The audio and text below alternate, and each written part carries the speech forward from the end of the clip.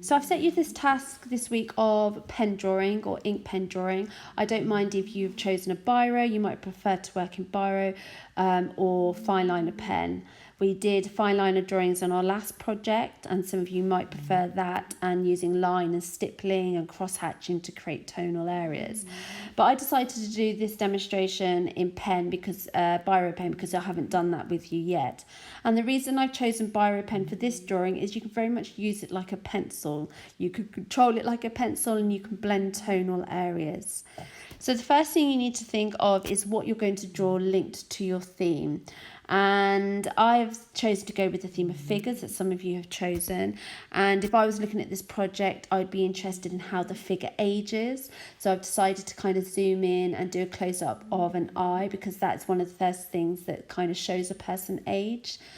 And how it then droops and forms and sort of all these wrinkles sort of grow. So I wanted to kind of study that.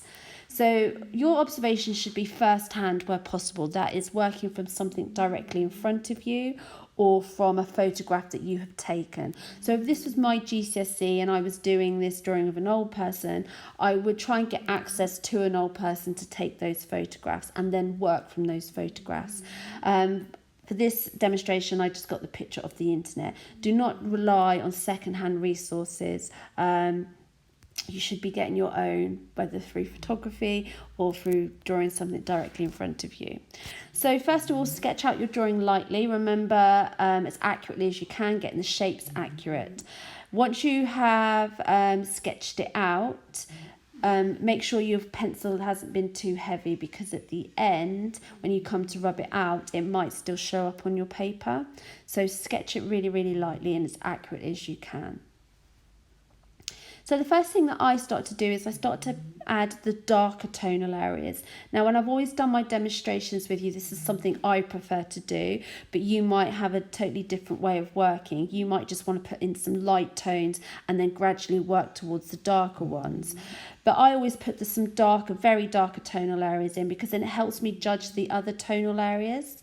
So then I would start adding the lighter tones. Now, if you start adding darker tones and the darker range of tones in your drawing, you can only then go dark, and you might misjudge the tones and end up with a really dark drawing and the form might not seem right.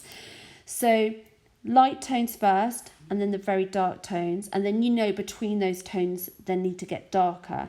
And you'll often see me working on one area of the drawing, then going to a different part and then working back over the other area. And that's because I can make areas darker, but I can't make them lighter. So that's me judging tone and knowing that I need to maybe make areas a little bit darker to create that form.